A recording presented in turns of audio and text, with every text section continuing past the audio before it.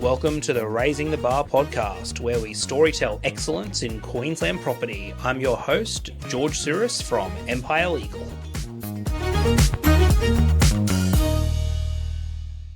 All right. Hey, Mum. Hey. Welcome to the very first podcast of Raising the Bar. Oh, thank you for having me. Thank you for being here. So, guys, this is our very first go, so we'll see how we go with this. My social media and marketing manager is currently overseas, my youngest sister. So, yeah, you're stuck with me. Let's see how this turns out. So, Raising the Bar. What is Raising the Bar? So, Raising the Bar is where we storytell excellence in Queensland property.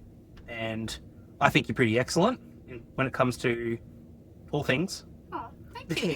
That's nice to know. In particular, we're going to discuss Queensland property. Okay, so super proud to announce Joanne Sourris. Joanne's my mum. Fun fact for those that may not know, Mum was actually the original legal practice director of Empire Legal whilst running her own firm, Sourris Solicitors, at the same time.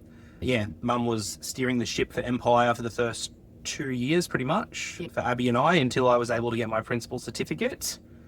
And then you tapped out. Oh, well, it wasn't quite like that. When the time came for George to decide that I'd done my bit for him, he invited me out to Hellenica for dinner, which I thought, how lovely. What a lovely son I've got. So no sooner had we sat down and he ordered a couple of cocktails for me, he brought out the form saying resignation of director. And I thought, gee, that was quick, Georgie. Let me at least get, have a drink or have a bit of a chat. But anyway, that's how it actually happened. Yeah, but in all seriousness, we couldn't have started the business without you. Oh, thank you. We couldn't have. Abby and I didn't have the right tickets to do the job. So thanks for taking a chance with us and for helping us get the business off the ground. Absolutely. An integral part of we wouldn't have been able to start it without you. It was my pleasure for both of you, for Abby. And I've had a very long-standing relationship with Abby as well. So, well, Abby and I met because of you. You introduced us, which was really cool. Yep. It's very good. So the idea is to talk about 3 key areas. Yes. So we're just going to dive right into the first one, Mum. We're going to try and keep them at about 5 minutes ago, and then we'll wrap it up. So, all right. The whole point here, right, is showcasing excellence in property through storytelling. Yes. So first one I want to ask you is, you've been in the game for over 30 years with a $0 marketing spend. Correct. How'd you do it? Well, initially what I did was I printed out some flyers saying how fabulous I was back in the 1990s, early 90s, and your father dropped me off at the beginning of Cooperoo, and I went to every single real estate agent and walked all the way. Well, of course, Dad drove and waited in the car, giving out flyers, and I was hoping to get some work from that. Like with real estate agents? Or... With real estate agents, went into every agency, and I'd say about 80% of them said to me, thank you, that's very nice, but we have people that we use, but we'll keep you in mind. I know that all too well, that conversation. Absolutely. Yeah. It was like, we've got our people, and we might give you a go. We'll see. So I was very, very disheartened. Didn't receive any phone calls, and then I was just sort of waiting in my office for someone to ring with a contract. And when I initially got my first few contracts, it was like, I can't believe it. Someone wants to use me. It was just so exciting that I rang up my husband, Georgie's dad, and I said, Harry, someone wants to use me. And Harry said, hey, that's just awesome. And then after like 30 years, when I get busy, I go, oh, not another contract. So, we'll touch on that more a bit later, actually, talking about like being a sole practitioner and burnout and those, because I think that's really, we'll unpack that later because they're really important topics. Yes. Staying in the game and doing what we do for longevity, it's pretty tough in professional services. 100%. And there's been a big change from when I did it to now, when, someone would ring up a client, you'd say, happy with the pest and billing? Yep, that was it. That was it. Nothing in writing, no confirming anything, no telling them what the consequences were.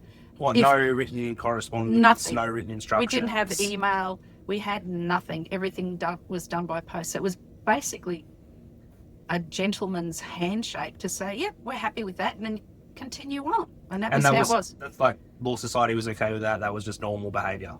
100%. Well, Huh. we didn't have email. We had nothing Yeah, like that. wow. We didn't have social media. So that's how it worked. So it was very important back then to make sure that you diarised everything, time, date, which I still do to this day. I'm a stickler for it. Even if I ring up and speak to someone at Bupa, I get their name and the time that I spoke to them. I think it's just ingrained in me That's now. proper lawyer style. Exactly. And dealing with the banks, then you learn that when you're on a phone call and you're waiting before PEXA came in Yep. for 25 or 30 minutes, and they go, hours sometimes. in busy absolutely, periods. which is, you Crazy. know, a time waster. And then they'd say, oh, I'll put you on hold. So then I learnt, you say, can I have your name and number, or you give me your name and number, because if I lose you, I don't want to wait around for an hour. So that's another thing that I learnt. Funny you say that, actually. I remember when I was learning conveyancing with Abby, that was the exact same conversations. Yeah. Get their name, obviously file note everything, so important if it ends up in court. Extremely, to make contemporaneous notes. Yeah. Well, again, given the interest of time, let's say we've got 3 or 4 minutes left here. Mm-hmm.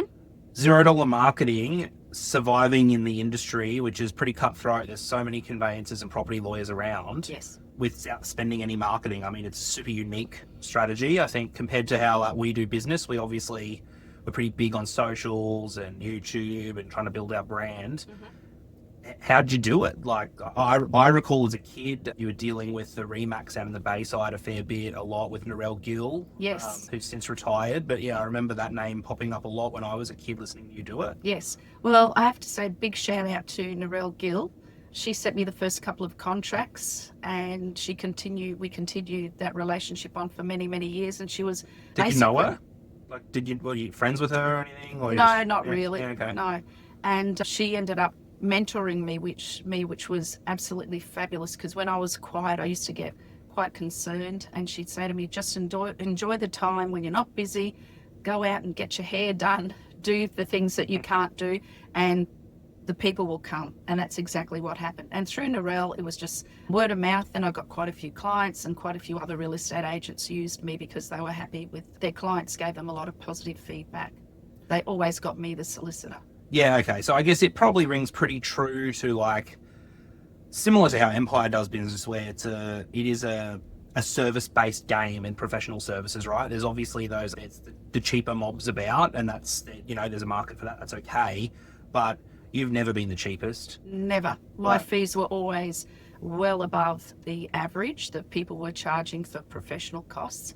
I think I've told George that back in the late 80s and 90s, a cottage conveyancing professional costs were like $3,500, excluding outlays and So the searches. professional fees only back then. $3,500, and no one Oh. batted an eyelid. It was just like money for jam. And it was on a sliding scale, right? Exactly. Was that at the same time, or? Yes, before it that? was. Yeah. So the more expensive the property, the more that you could charge. Great. Well, look, I mean, obviously in Queensland, you have to be a lawyer to represent someone for conveyancing, unlike the southern states. Exactly. So, yeah, it is interesting that we've got, guys in the game doing a conveyance for $420, or so they say. I know there's plus, usually is another quote. So, what a contrast. And, $3K plus back in the 90s, that's A lot of money. a lot of money. Yeah. It was a lot of money. Yeah. It's actually tragic what's happening now in the legal profession with conveyancing and fees. So I guess I've always said, if you want to pay peanuts, you'll get monkeys doing the work. Yeah. Well, look, that's what we've thought about getting this podcast off the ground, Abby and I, for no word of a lie, probably 2 years. And we were trying to think of a name and a strategy, and raising the bar really resonated, because hand on heart, that's what we're trying to do.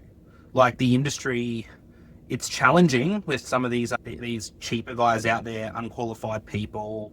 We want to genuinely raise the bar so that everyday people, Queenslanders or interstaters or even overseas buyers, can get represented by people that, professional or not, they're doing, and can help the client get a great experience, Absolutely. not a stressful one. So when you're using a professional like myself and like George, then they will, fix the problem immediately. You get instant gratification and instantly, everything's answered. And that's what the client wants. So in the past, I've been referred to by a lot of the real estate agents who've said to their client, look, she's not the cheapest around, but she is very tenacious but fair.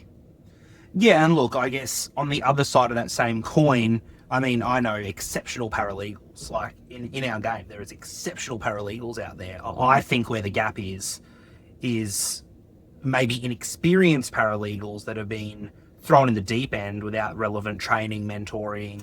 Because I reckon there's spectacular paralegals out there that run rings around the lawyers. Oh, absolutely. I mean, that's so true what you're saying. I totally agree with you. If they've been trained properly and they know their job, they are exceptional. Yeah. Absolutely. They're masters of their craft. They know how to, doubt.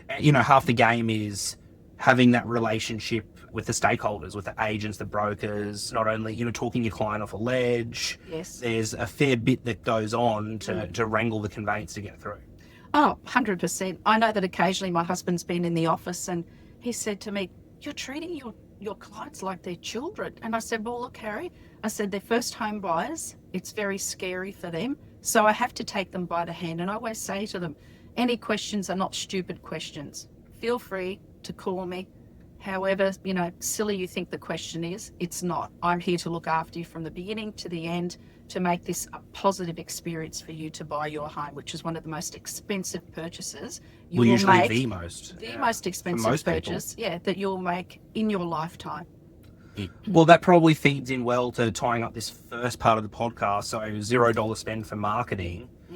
Sounds like what you're saying with service. That's the key, right? Like 100%. I know you're talking about the early days, the brochures and stuff, and then meeting some agents. It's just a word of mouth game from doing a good job consistently forever, right?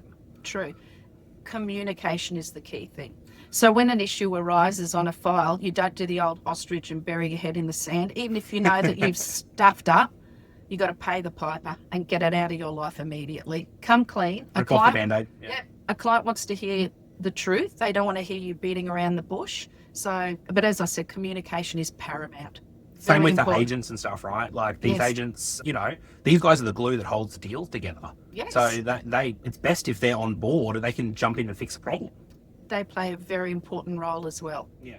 Without them, we would have no business. So I've always said, with conveyancing, the agent wants to sell to get his commission, the seller wants his money, the buyer wants the house, and the solicitor wants their fee. So that's how you have to aim for it. You're not there to be obstructive. Everyone wants the same result. We're not there to fight about anything. We're there to make it smooth sailing and done. Yeah, well, when you compare it to other areas of law, like, family and criminal and stuff, we've got a motivated buyer and a motivated seller, and that's the game, isn't it? It's just helping if a buyer wants to buy and a seller wants to sell, agent helps keep everything alive, then us and the mortgage brokers and the bankers, we work together to get the deal sorted. It's not That's much more right. to it, really. Yeah, we want that positive outcome. We're not here, arguing over, a refrigerator in a family law matter.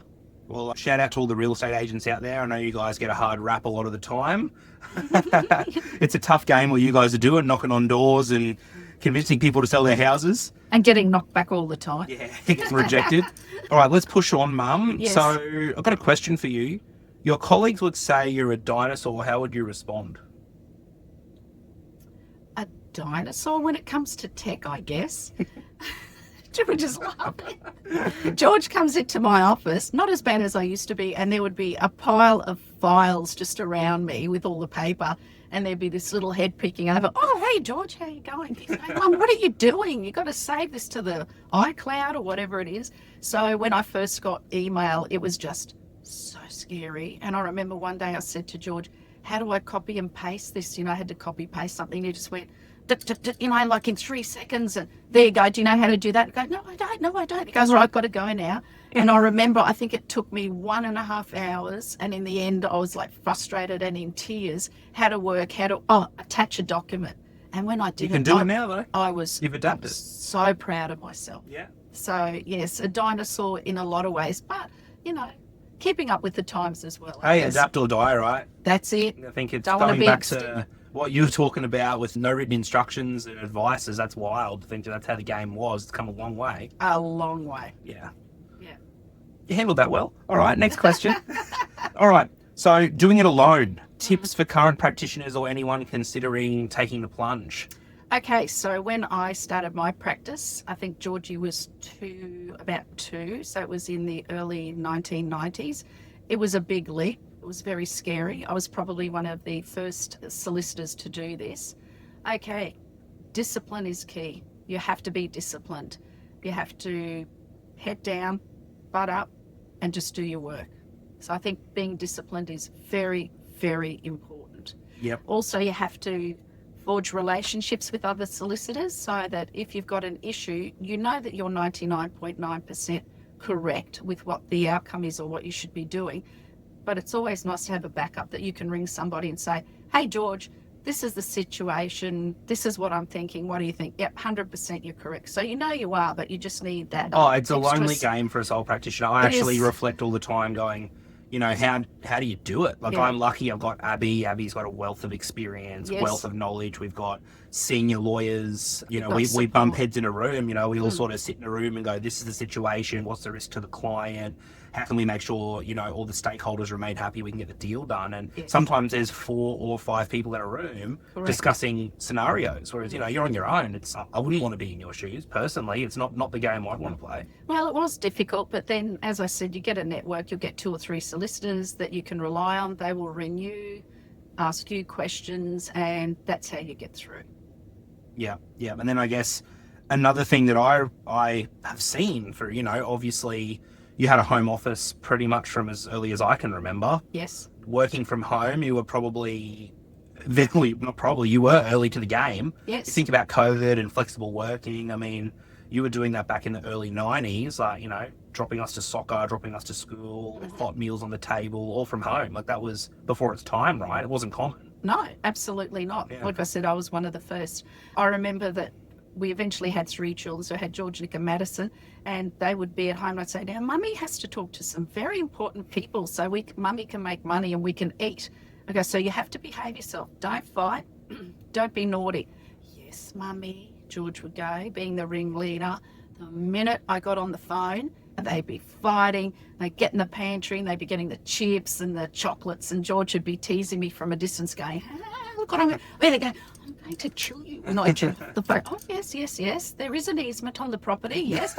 Well, I remember, especially with Nick. So Nick's 5 years younger than me, my younger brother. I remember when you're on the phone, couldn't do anything about it. No. So we would just go crazy. And then I remember as soon as you got off the phone, we'd sort of scurry and run outside or disappear so we didn't get in trouble. Exactly. And then I actually also remember, and this is just a testament to how far tech's come, the landline from what it wasn't. The landline was separate, and then you had a fax line. Yes. Obviously, fax was big back then for conditions and everything and notices. True. And dial-up internet had popped up. And obviously, you know, I was my teenage years, high school and whatever, and dial-up internet was a thing. So when you dial up to connect to the internet, it would drop the fax line. The fax line would be engaged. So you're waiting around for your 5 p.m. conditions for building and pest and finance and whatever. Oh, that was so stressful. And we've gotten home from school, me and my mates and I, and, you know, MSN Messenger was a thing, and, you know, we were trying to talk to girls and look up things on the internet. And I remember, like, we'd try sneaky do the dial-up tone, but you can't do that sneaky because it makes that loud, like, noise, which everyone that, you know, is maybe younger than 25 would remember. And you'd be like, you on the internet? I'm like, nah. And you'd go check the fax and it would say engage. And then I just remember, like, getting wrecked because you're like, you needed your conditions to come through. You're exactly. Like, I look back now and we didn't understand the impact, but you know, you miss a deadline like that and people are losing their homes and getting sued and all sorts of stuff. It was wild. Yes, wild. Exactly. So I think props to technology and how much it's changed. I can work from anywhere now. It's such a different game with PEXA.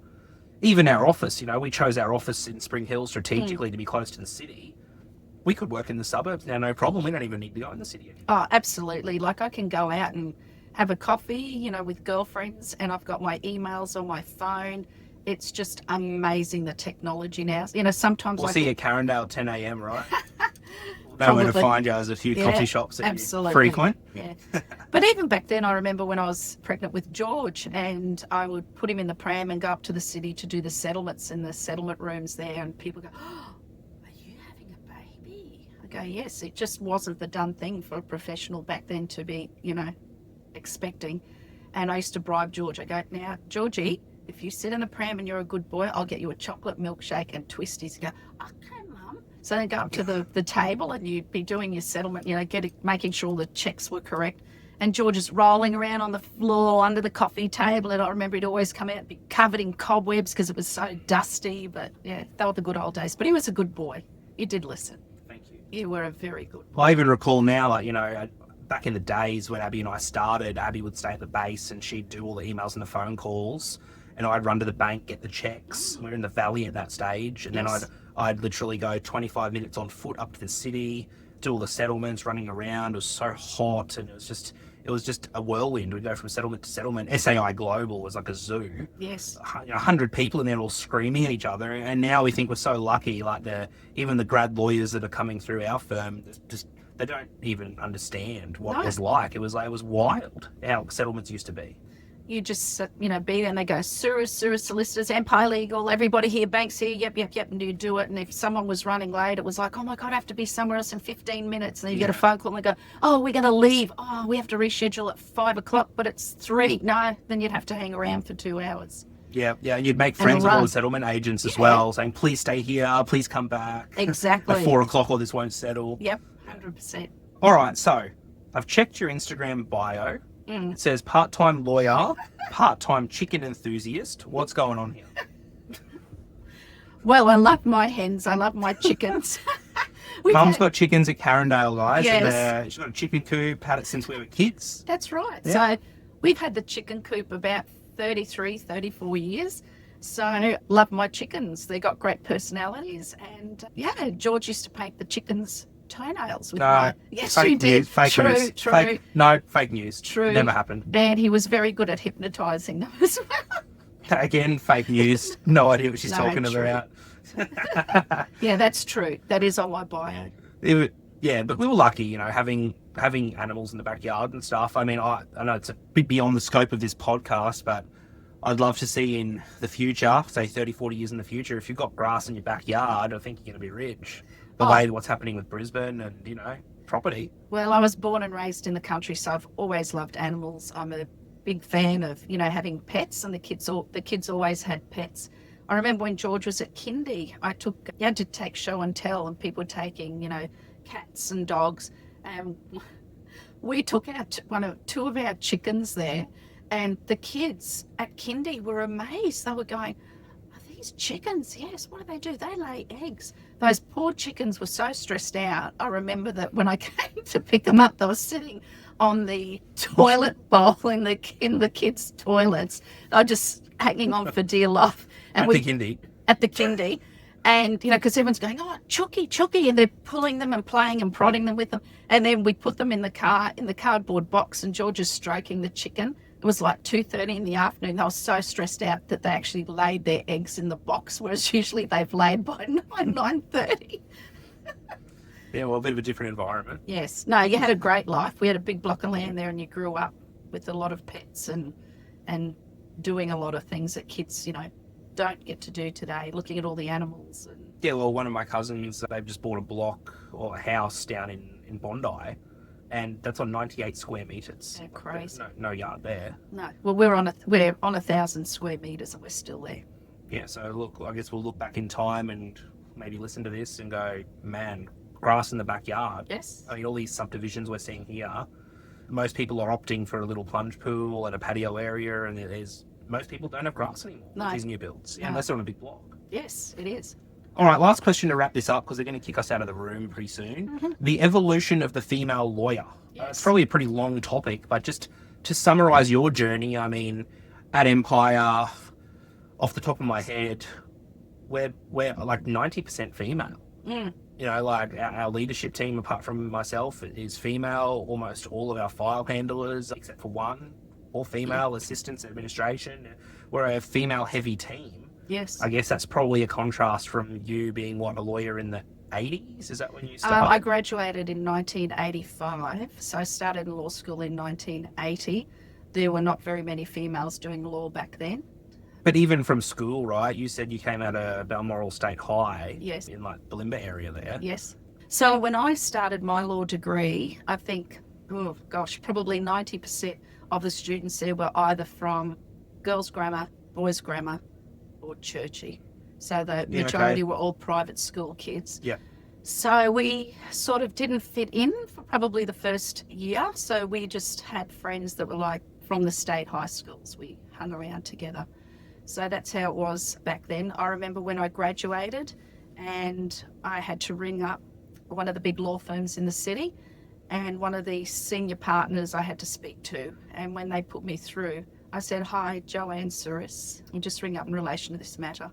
And he was a bit of an old fuddy-duddy, which they were back then. He said to me, "Oh, no." A few still exist now. There's not too many left, but you can spot them a mile away. He said, "Oh, no, no, no." He said, "I do not speak to the secretarial staff." I said, "I'm a solicitor." "Oh, no." He goes, "I don't speak to female solicitors." I went, "Are you kidding me?" So that's what we had to contend with back then. And really, we have to give a shout out to Floss Gregg, who in 1897 was the first female to attend a law school back in Melbourne. And 1897. yes.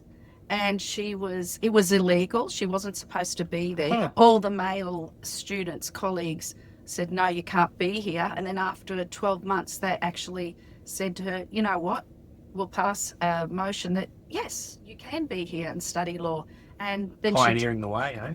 a pioneer for women. And this is in Melbourne at the university down there. And then she did her articles in 1905. She was admitted as the first female solicitor / barrister. So I think that's absolutely fantastic. So she's paved the way. Today, completely different. We've got women as judges, magistrates, on boards, running, matters with mergers with multi-million dollar companies. And being mums, and being there's mums. It's I don't know how you guys do it. So I look many at Abby roles. with the kids, Yes. and just how much she can get done and multitask. And I'm like, wow. Especially with property law, there's a lot of moving parts. I do believe controversial. I think women are better at it. I honestly do. Like, I've seen male solicitors in the game, and I'm a male solicitor, and I like to think I can move with pace, and I'm a pretty switched on dude, but I struggle to keep up. Yeah, well, women can multitask. Men cannot multitask, I'm sorry. Like I said, 3 kids, law practice, hot meal on the table every night, washing done, everything was Pretty impressive, yeah. Well, I think so too. So yeah. And in a different time, right? Not like here where we've got a hotspot on our phone and we've got, we can work remotely on a laptop.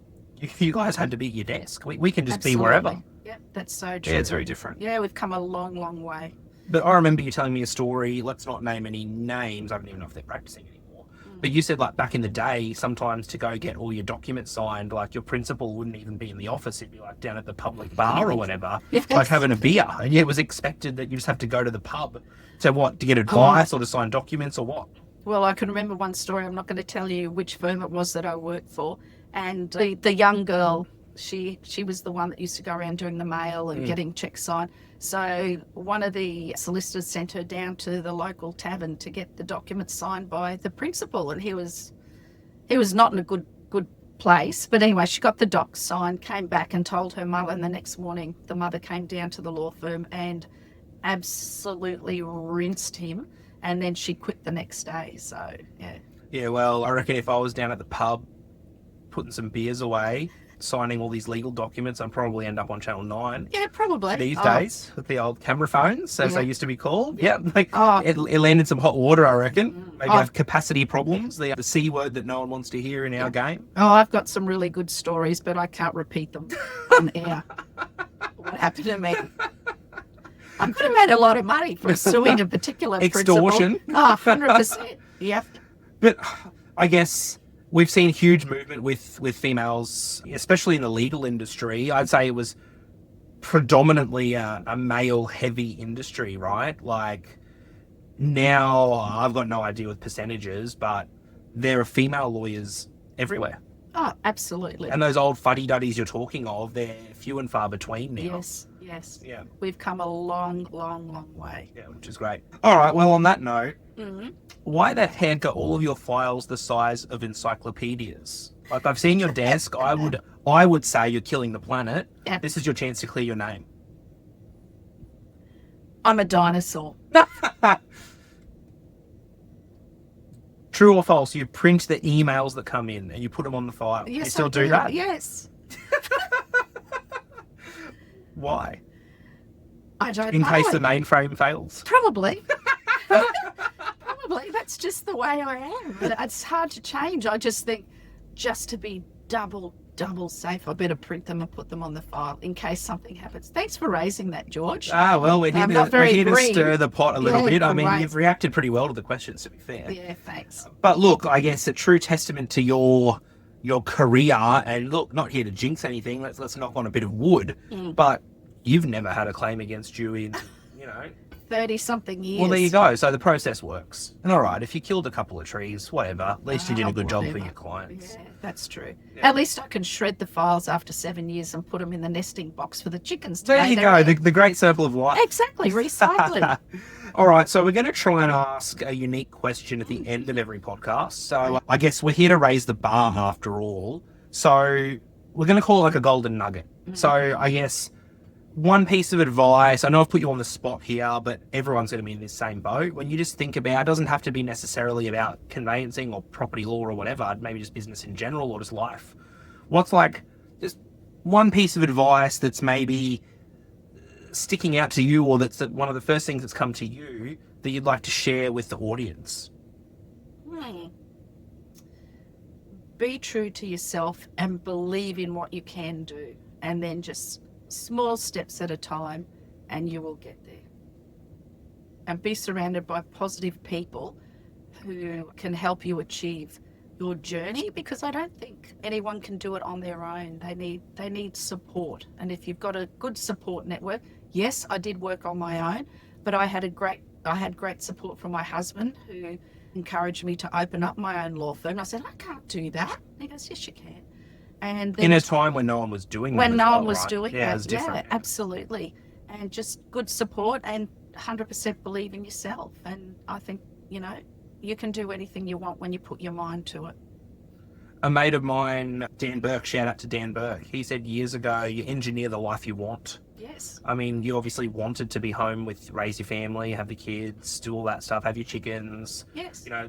That's the life you wanted, right? Like, you could have gone and been on Eagle Street and, we may have never seen you. I know there's a lot of super successful corporates out there, especially females. But it's obviously not the life you wanted. No, I wanted to be a mum first and foremost. I was very proud of myself being a professional and achieving what I did on my own from two immigrant parents who, grew up in Greece during the war. And I think Dad went to school till grade 1 and then the war hit. And I don't think Mum even went to school. They came over here and made a life. And they always said to me and to my brother, you need to get educated, because all their life they worked in cafes and shops. And well, that was the way out for that generation, right? Came out after World War II. Exactly. And the kids got educated. That's how they escaped. Like your parents, I never witnessed it. I was too young, but from stories you've told, they were working literally 7 days a week in a fish shop or a milk bar. Yep, 7 days a week. And we grew up as latchkey kids. There was none of this being picked up in the BMW and dropped to school and then, dropped off and picked up. We walked, rain, hail or shine, we walked to school. Then we would spend our weekends behind the fish and chip shop. And that was a real eye-opener, because you think, do I really want this life when I'm older? No, I want to get educated and do well and, give my children a better life. So my life has been a lot better than my parents. And now Georgie's life and the 3 kids, I think they've got a very privileged life. No complaints over here. I'm glad I'm born here. If I was born over on the Greek islands where they're from, yes, I'd be a goat herder. I wouldn't be able to speak English or have no education. That's right. It's difficult for those guys. We're very lucky to be in Australia. We are. Australia is the lucky country. Australia is the best country to live in. Absolutely no doubt about that.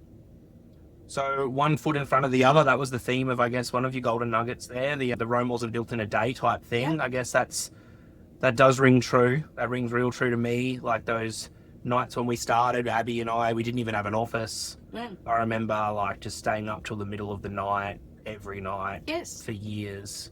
We had to borrow a computer monitor off Dad from the security system. Yes. To set ourselves up, borrow a computer. It was proper hustle days. Congratulations, but it didn't happen overnight. I would have never thought it'd be what it is now. We've done so well. 20 amazing people that work with us and hundreds of referral partners that trust us to service their clients. I mean, that's something when you look back and reflect, we've built all these amazing relationships and the whole raising the bar concept is us and these other people working together. And that even rings true right through to solicitors on the other side of deals like yourself. Yes. You know, we deal with you on the other side of matters. And it's great to work with someone that is competent. They pick up the phone, they respond to emails, there's professional courtesies. And let's maybe not open that Pandora's box, because we could share war stories of, you know, these lawyers that don't answer and they never ring you back. And it's just, we just want to try and spread awareness to the community that pay an extra couple of $100 for your conveyancing and get someone that is a master of their craft and will give you a 5-star experience. 100%. And I think people lose sight of the fact of the hard yards you did put in when you had to answer hundreds and hundreds of emails. And I remember you'd be up really late doing that. So people see you today, but they don't realise how hard you've had to work to get where you are. So you reap what you sow. 100%. You reap what you sow. And yeah, you just got to keep plodding along, and that's it. I think a lot of young people today, I hope this isn't going to upset people, but they want to be the CEO of the company when they've just graduated from law school. Well, it doesn't work like that. You have to put in the hard yards to get to where, you know, in your journey to get to like where you are and Abby and Empire Legal are. And I'm extremely proud of what you've achieved, George. I think it's absolutely fabulous what you've achieved, the product that you provide. You're very innovative. Your little sister does all your social media with her degree. So I just think... Shout out to Maddie. Yeah, you should be so proud of what you have achieved. And I'm extremely proud of what you have achieved. I just want to say shout out to the Empire crew. Like, without you guys all doing the roles that you do, I wouldn't even be able to do something like this. Like, the thought of doing this, like, we've been thinking of this, like I said, for years. Yes. And here we are, we're just trialing this now. There's no way a couple of years ago I'd be able to even be in this room. I'd be glued to the computer, taking phone calls, responding to emails. So shout out to every single person at Empire and the people that were at Empire prior that have helped us build this machine so that we can help people buy and sell their homes. Yes, absolutely. You've got great support staff there. And also, you're a great boss, so that reflects on how your employees feel about you when they're happy to go that extra mile, because you do look after them. Absolutely. And that's very important. People are the key. People are the key to everything. I can't do this job without everyone. Like, if it was just Abby and I, it's impossible. It's actually impossible. Yes, I agree. You've got a great support network that help you and have helped you to get to where you are today. Cool. Let's wrap it up there. Thanks, everyone. We'll see how this turns out. Thanks for being the guinea pig, Mum. Oh, great. Thanks. Speaking of guinea pigs, I know you're pro the Empire Legal Guinea Pig campaign, right? You saw that on Instagram. Yes, I did. Yeah, pro or not pro?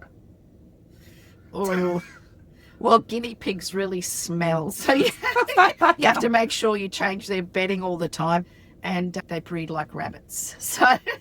Maybe, look, if they have some offspring, maybe you're going to get a free guinea pig with your conveyance. Watch this space. Pass. Thanks, guys.